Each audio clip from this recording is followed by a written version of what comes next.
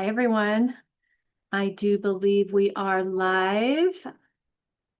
I'm super excited to be here with you today. I usually don't do much on Sundays, but this message came through and it felt like it was important to share. And, my favorite time is right now, and it felt like that was the way it was meant to be. So I'm going to share this over to my Facebook group, Network Like the Rich. If you're not already a member, I'd love to have you join us.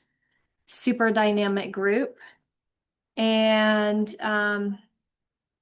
something to consider in 2026. Okay, so for those of you who are new to me, I'm Monique Alvarez, and this message was originally delivered. You might hear my son in the background. I forgot to tell him I was going live. This message was originally given to me in 2009 when Derek and I started our business. And it has supported me and it's visited me, sort of come back around so many times over the last 16 years.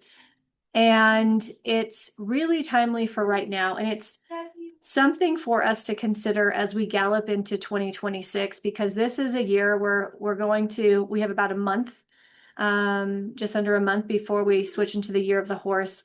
We're going to cover a lot of ground in this year. We're going to move very quickly.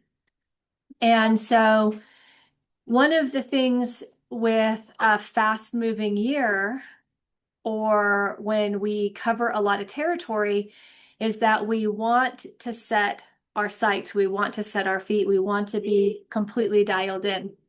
You can hear Grant. Because you can see if you're moving quickly and you're going to travel far, if you're slightly off course, it doesn't take long for it to be really off course. So, the message was in 2009, if you all think back, what was going on? So Derek and I got married in 2007. In 2009, the real estate market had crashed and everyone was talking about the economy, and there was all the doom and gloom, and there was a lot of people losing their homes. This was the climate in the US. We were living in Tucson, Arizona. I mean, we bought a house in 2007, right? Like classic what not to do, buy high. And as soon as you buy as a newlywed, it crashes and your house is worth nothing close to what you paid for it. But, we were young and dumb. We didn't care. And we had one important conversation before we got married. And I looked Derek in the eyes and I said, there's just something that you need to know, is that I'm not interested in us getting married, you getting in a car, driving to a job, me getting in a car, driving to a job, us spending all day away from each other, coming home, having dinner, having a drink to take the edge off, watching TV, going to bed, and doing it all over again and calling that a life. That's not something I'm interested in. That's not a life I will buy into ever. And you have to know that, I was the straight A student and the one that everyone thought would go to college and, get a job and climb ladders and all that. And that's not what I did. And I think because I didn't go to college and I didn't get a degree and I didn't have a title and I didn't get a job and climb any ladders, I had no loyalty to this version of the American dream. Instead, I moved overseas as a volunteer and I took a completely different path. But I needed Derek to hear me because that was not the marriage, the life, the career, the day-to-day that I was interested in. And I went as far as to say, I would rather live out of my car than have that life. I'll face it. I'll face it. I was completely serious. There was in no alternate reality. Never was I going to be like, that's worth it to me. I already knew it would never be worth it to me. That is not what I'm cut out for. And I think at first Derek thought maybe it was like a test or, a trick. And then he got that wasn't it at all. Like I needed to be clear of the life that we had. And so this is actually the foundation of what we started our business on, is what kind of life do we want? And then how do we build a business that gives us that life? Because you can have a business that makes money, but a business doesn't always give you a good life. And so we had just started our business in 2009. We had spent about a year and a half thinking about what he was good at, what I was good at, and putting all of our ideas together and coming up with a plan. And I see you. Hey Sam, will you go tell Grant? So it became very clear that I was front of the house, right? I was going to be the face of the business. I was going to go networking. I was going to do that role. And the interesting thing is, of course, I immediately joined BNI. If you haven't heard of BNI, like it's a classic networking organization, right? And so I was going to BNI every Tuesday and I was going to chamber and I was doing all the things. And there were distinct groups of people in networking events. Everything was separated and divided based on this one thing. There was the group of people, as soon as you walked in the room, you could see them, you could hear them, you could feel them. They were cautious, they were depressed, they were anxious, they were talking on and on about the economy and the downturn and how much money they lost and how, it's going to take years to recover. And I remember there was one man who was like, if you aren't already making money in business or you're not already established, you don't already have cash flow, like don't start a business now. Right now is the worst time to start a business. He was just declaring like it's not the time. And he was like, what you need to do is you need to get a job, you need to save money and buckle down and live beneath your means and, classic good, you know, solid advice if that's the life for you. And I remember writing a post on social media and I said this, anyone who wants to have my job can have it because I'm not going to get a job. This is exactly when I'm starting a business. And there's no plan B. And when I would go to networking events, I would notice these two groups, right? And I started gravitating toward the group that was like, we've been through things before, in the 80s, interest rates were this, like, we'll get through it, this is the most important thing to remember, and yada, yada. And there was a man in this group, and he said something that has stayed with me for life. And it will stay with me it stayed with me, it will stay with me for life. And this is the message I have for you. I'll never forget, we were just standing around a circle. It was before or after the main organized part. And he said this, he said, it's not about what's going on in the economy. It's about remembering you create your own economy. It's not about what's going on in the economy. It's important that you remember you create your own economy. And when I heard it, it was just like, yes, that's the truth I want to run with. That's the one I want to hang on to, and I want to live my life on that. Because here's the truth of the matter, is the guys who were talking over here and they were saying their thing, they weren't wrong. In their reality, everything had gone to shit. Everything was looking bad. The forecast was not positive. They had lost money. They had lost money in their, in their stocks. Their real estate had went down. Everything they were saying was true and real. And when I got into this side and I was listening to this conversation and I heard what this man said, this was also true. At the same time, completely seemingly opposing points of view were both spot on, accurate, and true. And that is when I had an aha moment that everyone is not living in the same reality. And our reality is being created through the thoughts that we choose, and then by the actions that we take that keep reinforcing and backing this. And so I remember going home from this networking event on that day when he said that, you create your own economy.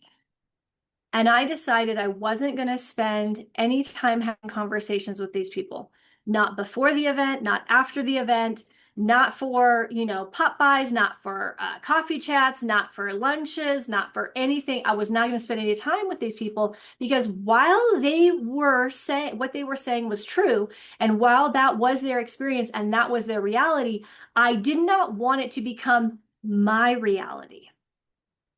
And it's so easy to think like, our kids, who they hang out with is so important. And teenagers, their friends that can be really good or really bad, and then not apply the same thing to being an adult. The company that we keep and the circles that we run in ultimately decide our fate. So I completely starved this conversation. And so every single week, before and after, and for breakfast, lunch, and dinner, I started spending time with this group. And what I learned from these wise boomers, and this one in particular, was this. And this, I'll never forget, there was another thing that he said, and he told me, Monique, whether you look at the Great Depression, if you look at every single moment in time in history, there's a certain percentage of people who did well and a certain percentage of people who didn't do well. A certain group that made more money than ever and a certain group that made less money than they had before. And he said, what's the difference? What makes this or breaks this, right? What puts you in this category or that category? And he said, it's this. He said, it's if you can see opportunity in whatever situation you're in. And if you can see opportunity and however you choose to see what you're observing, and if you can see opportunity, then you can flip it. And what might be on the news and everybody's mouth is like, this is the worst year, right? Everyone online, oh, no, no. He said, it could be completely different for you. So he said, don't ever buy into the bigger, louder voices. Decide, am I willing to think differently? Am I willing to look for the opportunity? Because there's unique opportunities in every market, in every industry, in every situation. There's unique opportunities that only exist in this arrangement. And so I decided it didn't matter if it was 2009. It didn't matter if it was our first year in business. It didn't matter if people said nobody has money to spend on that. None of that mattered to me. I woke up every single morning and I behaved as if my economy was thriving. And all that mattered was my economy, my personal economy. And here's the interesting thing, because I put that on and that became the lens I saw everything through, then I made choices and I chose relationships that only lined up with that. If somebody didn't line up with that, if they wanted to argue with me, if they wanted to prove me wrong and teach me something other than that, then they got booted. They got froze. They got cut off. And I starved that conversation and I did not nurture that relationship. I can tell you, I don't keep a variety of friends. I don't keep a variety of a crowd around me. Oh, Monique, then you're in an echo chamber. You better believe I am. I'm in an echo chamber that reinforces what I have chose to see, believe, and create. Because there are multiple realities that are true in any given moment of time based on what we have chose to believe. So because of this, my circle was full of people who were making more money in 2009 and 10 than they had prior to the real estate crash. The people who were looking for unique opportunities. The people who, instead of just going on and on about this, that, and the other, not going their way, and I've lost this, and yada, yada.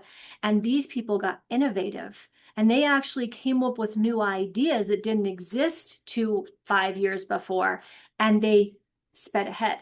So in the same period where these people took 2, 3, 5 years to complain and moan and groan, these people took 2, 3, 5 years to create new things and to get better than they had ever been. And so then the difference was they were so far ahead when the bigger economy swung the other way, because everything, right? What goes up will come down, what's down will go back up. It's like, that's just how it works, right?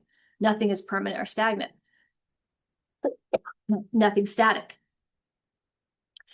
Now, the fascinating thing was this, is that every time we got a client, when they paid us, when they started working with us, when they signed the contract, none of them were talking about how they didn't have money to spend. All of them were excited about adding this thing the internet and social media and all the things we were doing at that time, building a better website, getting better at their email list, all those things that we were selling, they were all excited. And when they handed us that check, when they handed us that money, they weren't feeling like there wasn't enough to go around. They were excited about leaping forward. So here's the thing that I can tell you, Grant's turning 11 this week. And when Grant's birthday rolls around, it's always this anniversary of when I came online. Because I started brick and mortar, Main Street, local BNI chamber. And I remember, I had Sam, and then 12 months later, I had Grant. And I had traveled the world. I had a passport full of stamps. I had all these experiences and adventures. Derek and I traveled together before the boys were born. And so I had one burning desire when I had kids. I wanted them to see the world. I wanted to give them the gift of travel. So I actually have a photo. They were both babies. And I had the passports in my hand. I laid them on the couch. It's like, this is the first thing you're getting. And so when we made the decision to leave the US when they were little, we went to Mexico and then we went to Europe.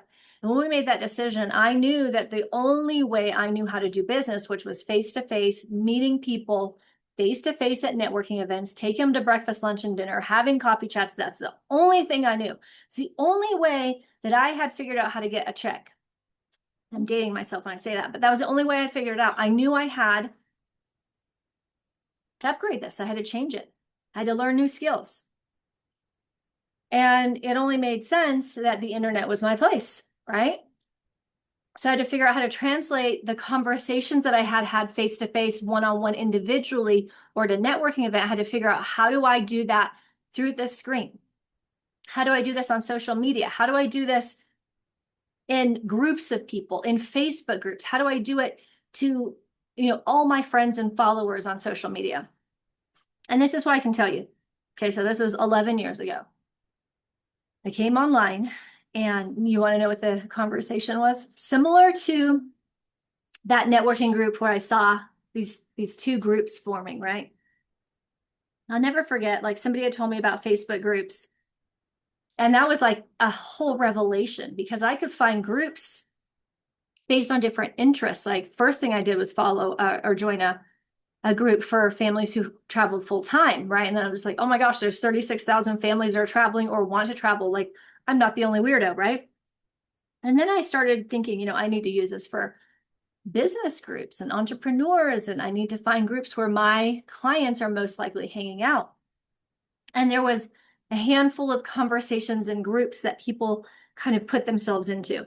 So 11 years ago, I remember one of the first groups I joined.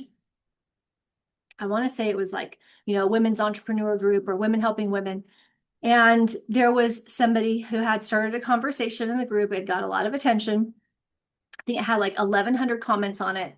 And she was talking about how, in her opinion, that the coaching industry was saturated, and that it wasn't a viable business anymore. This was 11 years ago. And, I read what she put, and then I read some comments. And of course, in the comments, right, people took their stance, their position. Some people are like, that's crazy, like, whatever. Other people are like, you're so right, girl. Like, I'm having such a hard time getting clients, right? And it was a deja vu of that networking event. I was like, oh yeah, everyone, this is true for these people. They are having a hard time getting clients. Their income is not enough for them. So they do have to keep their job or go get a job, or their husband has to, right, make the money. And for this group of people, it's completely true for them too. They're like, I make $2 million a year from coaching. What are you talking about, right? And then I realized, oh yes, once again, everyone has their own reality. Now, this is all happening again right now, right? So one of my favorite things to do is to watch the trends, whether it's in fashion or food or business or social media. There's trends that are constantly forming, and trends are very fascinating to me, because oftentimes we don't know why trends start.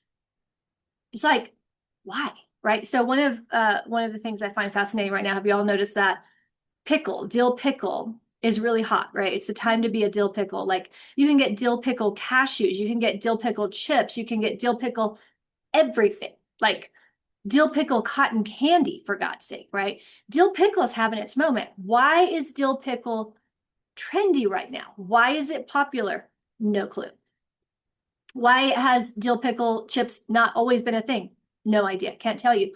All I know is that I can watch the trend. I can look at every single product, every single company, figure out how to incorporate dill pickle or Dubai chocolate, right? You can watch trends. Why is burgundy hot? I have no idea, but it is, right? Why are trends trendy? Okay. So in the online space and online business and coaching and service providers and all the things, there's been this conversation probably for a year now, right? A couple of people started talking about how clients are and customers are taking longer to buy, that the whatever the sales runway is longer than it used to be, and people have less trust, they're more skeptical. Income has dropped, or this isn't selling as well as that used to sell, and all these things, right? And I people watch. This is half of what I do. This is what inspires about half of my business, is people watching on the internet. I love to people watch in person, but I live in the middle of nowhere right now, so there's just not a lot of interesting people. I've already watched them, right? I already judged them. I already came up with a diagnosis. So that I'm over it, right? So I watch people online. And then there's this group that's like, oh my gosh, like we are blowing and going. People are buying our stuff faster than they ever have. People are investing big. We're hitting bigger numbers. We're doing bigger volume. It's like things are just clicking. And this is what I want you to know.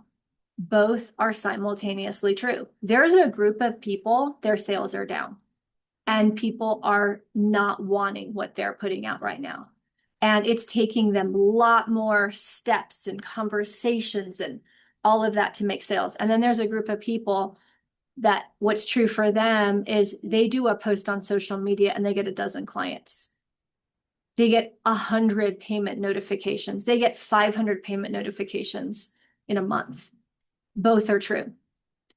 And so the question becomes this, is if you could choose any reality, I'm your reminder that there isn't one economy and there isn't one reality. If you could choose any one that you want, and remember, choosing this reality then creates a lot of other things in your life, right? This is going to determine what you get to do with your kids and how much time you have and how much money you have and the opportunities that you get for yourself and your family and whoever you care about.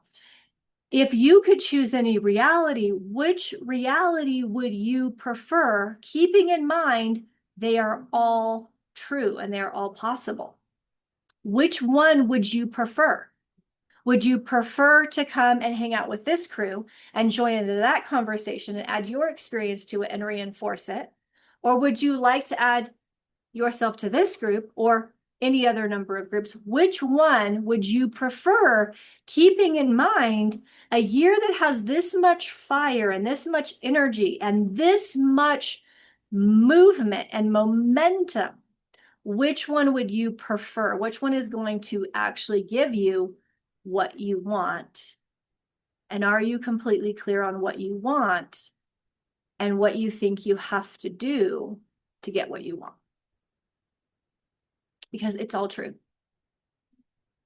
These realities are existing simultaneously. And so I just want to pause us before we start this horse year, before we get too far into a 2026 year, one universal year that has, right? How many of you are a life path one? I have two life path ones in my life. My dad's a life path one and my son Sam is a life path one. I have several clients that are life path ones. I have lots of friends that are life path ones. Life path ones are not people who just go, let's see what happens. Life path ones are the epitome of taking life by the horns. deciding what they want, and then hanging on to it. And by God, it's happening. When a life path one decides and makes up their mind, right? There's such an assertiveness. There's such a, I bend everything so that this could be. This is a year to make sure you're clear on the group that you're going to put yourself in, the conversation that you're going to reinforce, the beliefs, the path, the process that you're going to step into. And this is the other part of it, okay? This is choose your group. And then this is the thing that you've got to know is whatever you believe, whatever you decide is the truth, your truth. It will be. If you believe making money's hard, it'll be hard. If you believe people take a long time to buy from you, they'll take a long time to buy from you. If you believe making money and being a good person can't exist together, they can't exist together. If you believe, right, whatever you believe, it will be true for you. So pause and get real clear. Look in all those little dark corners. Look at who your friends are. Look at the content. So this is, I'm going to tell you one of my things. So when I first came online, when Grant was born, the very first thing I did, instead of going after more followers and adding more friends, the first thing that I did is I deleted every single person who was my friend on Facebook that I knew from my hometown.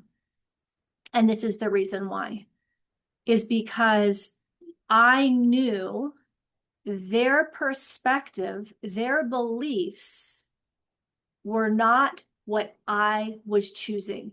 I was leaving the pack and the circle of my hometown and everything that they believed to be true and everything that they chose. I was leaving them. I was leaving the tribe for something bigger and better. I unfriended them and then I blocked them. And then I started on my path. One of the things that I do when people talk about, oh, social media is so negative and so much drama, I'm like, girl, that's your feed. You chose all those people. So I have a personal practice. I invite you in it, see what you think. When I see someone who says, we are about to hit a recession and the sky is falling and blah, blah, blah, blah, I unfriend and then I block.